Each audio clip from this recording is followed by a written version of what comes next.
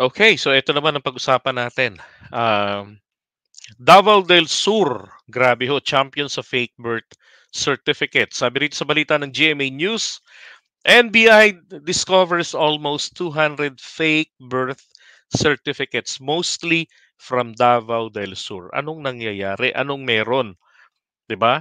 Sipin mo na lang diyan rin ho sa lugar nila nangyayari ang takasan ng mga kriminal. 'Di ba? Kaya nga nahuhuli diyan eh. Oh, tapos ang issue natin nitong 'di ba? Buti nga na nangyari itong usapin kay Alice Go. Nagkatuklas-tuklasan tuloy yung mga peking mga birth certificates pero ito grabe halos 200. And recently lang meron pong isang Chinese national na hindi ho marunong magsalita ng Tagalog, nag-apply para makakuha ng Philippine passport sa Davao City. Bakit, bakit? Bakit nga ba? Ano nga bang significance ng Philippine passport? Ang Philippine passport po ay restricted, tama? I mean, may mga restrictions. Hindi katulad ng passport ng ng Chinese passport na siguro mas higit sa lahat na I mean, mas maraming mga bansang pwede silang puntahan na hindi nila kailangan mag-apply ng visa, 'di ba? Hindi katulad ng sa Pilipinas, na hindi buong mundo, hindi katulad ng passport ng China o ng Amerika. Pero bakit po? Why they coveted the Philippine passport? 'Di ba? Anong gagawin nila doon? Para makamura sa eroplano? I don't think so. 'Di ba? Hmm. Ngayon, sabi rito, eto raw hong Filipino name daw po noon na ginamit niya sa dokumentong isinumiti sa DFA ay authenticated birth certificate mula po sa Civil Registrar ng Santa Cruz, Davao del Sur. Oo, yan Tapos eto raw po yung negosyo raw po ng incheck na yon. Ang kanyang pamilya ay may 10 taon nang naninirahan sa Davao City.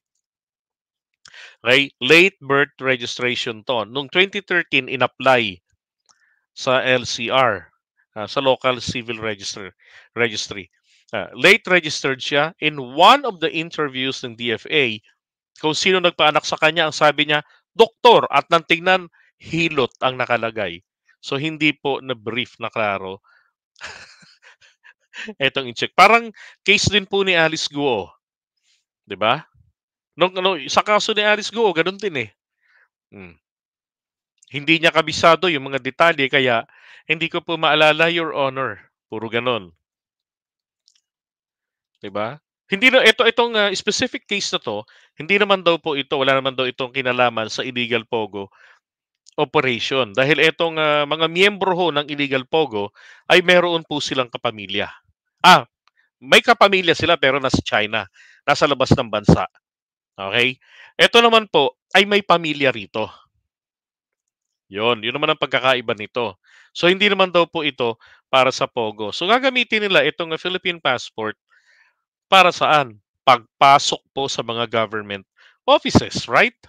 Katulad po sa kaso nito ni Alice Guo, kaya po fluent sa Tagalog, marunong din ng English, sanay sa kulturang Pilipino, lang kaya, ayun pala, nakakasalamuha niya ng matagal ang mga Filipino-Chinese.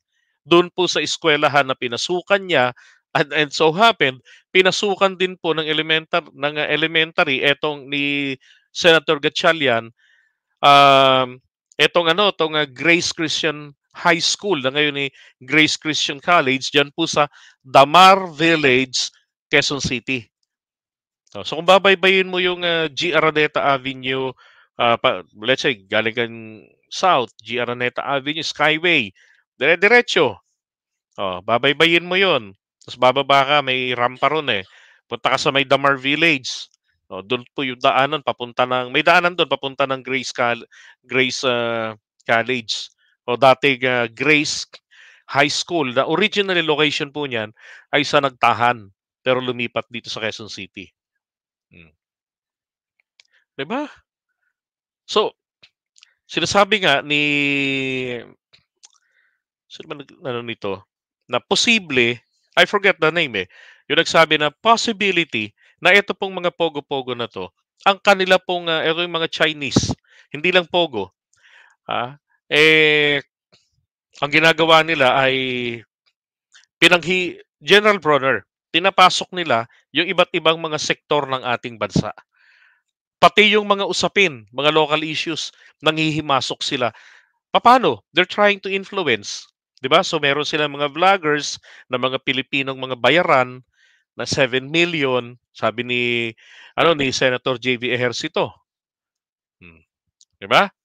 Para ano, sumakay sa mga issues, magbigay ng mga opinion, siyempre yung mga yun, yung makikilala ng mga tao. Kapag ka ang usapin ay napunta po sa may kinalaman sa mga Chinese, siyempre bida lagi ang China.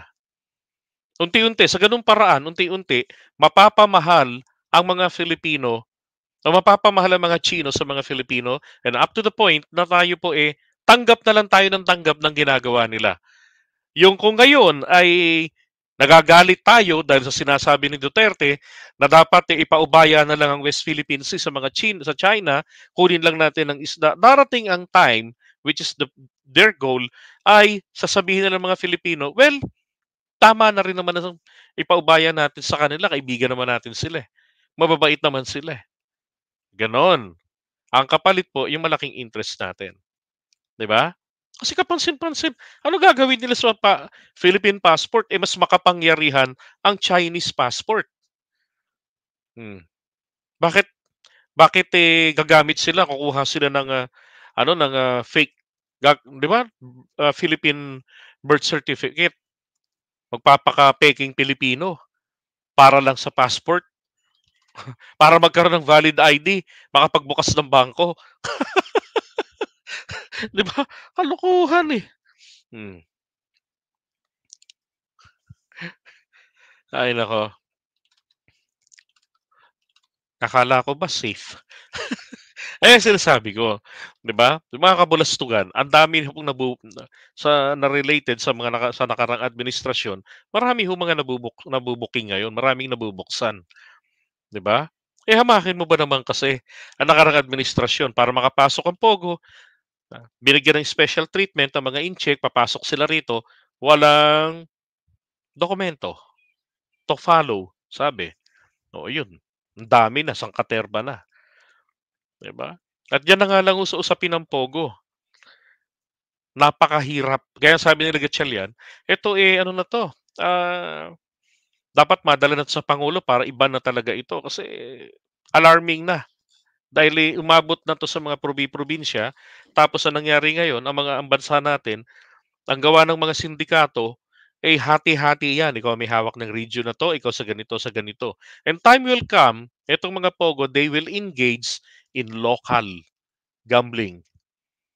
Gagawa ng mga apps 'yan na para puwedeng magsugal ang mga ordinaryong Filipino, and then magki-kidnap na rin sila ng mga Pilipino para puwersahan nilang pagtrabahuin, in their favor. At iba po ang pogo sa BPO industry. Ang pogo 'pag pumasok ka, walang exit.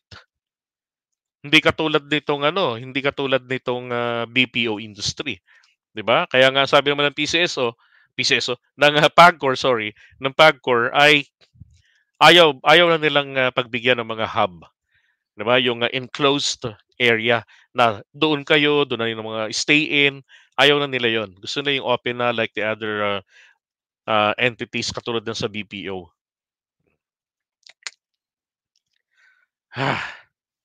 Lupit.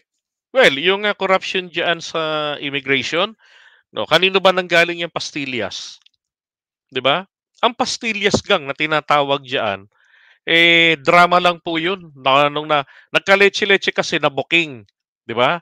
Kaya nangyari sabi palalamunin ng pera, binigyan pa tig-1,000, pero nung inipon hindi naman sila pinakain ng pera kasi bawal daw human rights violation. Ngek, may media raw. Eh di sana bago pa nagkaroon ng media, 'di ba? Oh, pinuntahan na, tapos pinalamon isa-isa tagi-1,000.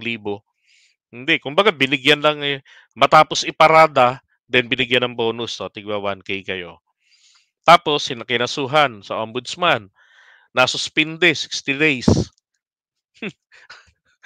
Tapos sa gulat, pinagmamalaki wala na yung Pastillas gang, ayun pala, nandiyan pa rin, 'di ba? Na-retain, nakabalik natapos yung suspension Oh, grabe. Sa kanila nanggaling 'yun. Bakit? Eto nga kasing, mga Tsino na pumapasok dito, may sharing kasi, kung sino sabi nga, kahit na janitor may parte, eh. Kumbaga may part dun sa loot, 'di ba? Yung mga mga, padulas, lahat sila ro'n nakikinabang. Ang dami naman nakinabang talaga. Kaya marami hong nagsasabi na, "Nami-miss na namin si Tatay Digong." Laya nila nun sa katarantaduhan, eh. Tapos yung mga vloggers, katulad ko noon, naniniwala kami na talagang perpekto, kumikinang, walang hiya, iba pala mga big time vloggers, yung mga bayaran pala nila, according to Nino Barsaga, 'di ba? Pati siya rin. Kaya pala si Nino dati, wala kang makikitang advertisement sa kanyang YouTube account. Kasi meron pala siyang sure income na tinatanggap. Anak ng kamoteng kahoy, oo. Right? Okay, so iwan na natin 'to. Congratulations sa Davao.